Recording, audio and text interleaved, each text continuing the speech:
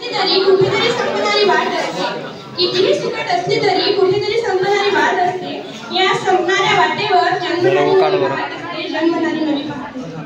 सन्माननीय व्यासपीठ, आदरणीय गुरुजन वर्ग आणि उपस्थित बंधू भगिनींनो, आपण लहानपणापासूनचे संबंध.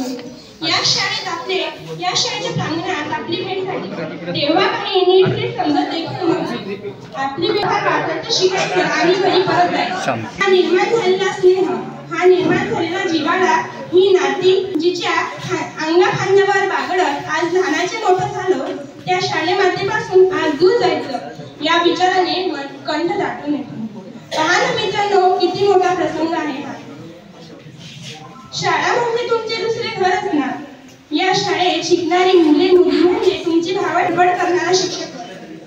यापुढे आमच्या पुढील शिक्षणामध्ये यापैकी कुणीच नसेल या विचाराने मन व्यथित होते.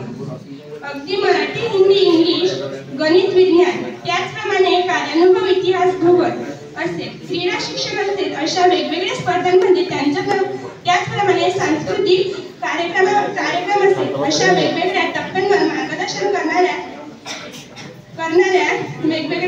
मार्गदर्शन करणारे शिक्षक व शिक्षकेतर कर्मचारी यांचे मार्गदर्शन लाभ होत. पण मित्रांनो बघा, काय गंमत आहे. या शाळेत आम्ही प्रथम पाऊल टाकत असताना आमच्या मनात होती ती या शाळेत पाऊल टाकताना आमच्या मनात होती ती भीती, व या शाळेतून पाऊल बाहेर काढताना मनात व्हायची या शाळेबद्दलची भक्ती. या शाळेत येताना त्या कोऱ्या होत्या. आता माघारी जाताना काही रत्नागिरी हिऱ्यांनी हारत जणू या पाट्यांवर चढला आहे. या शाळेत येताना आम्ही मातीचे गोळे होतो व जाताना आमचे शिल्प तयार झाले आहे. अशा प्रकारची उत्तम जडणघडण शाळेतील शिक्षक वृंदांनी आमच्यावर केली. शेवटी हा दाबी हळव्यावर झालाय. निरोपाच्या वेळी हा चांगल्या गोष्टीचा असेल तर ते आणखीनच हळवे होत असते.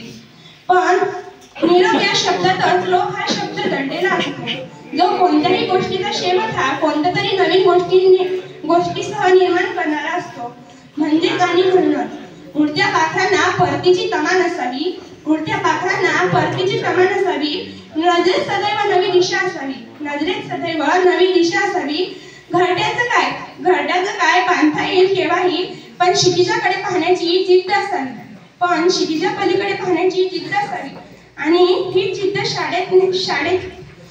ही जिद्द शाळेने आमच्यात निर्माण केली व ही जिद्द शाळेतून जाताना आम्ही घेऊन जात आहोत. शेवटी जाता शिक्षकांसाठी एक सुंदर कविता म्हणू इच्छिते. नाजूकशा पाकळ्या तर सुंदर असतातच,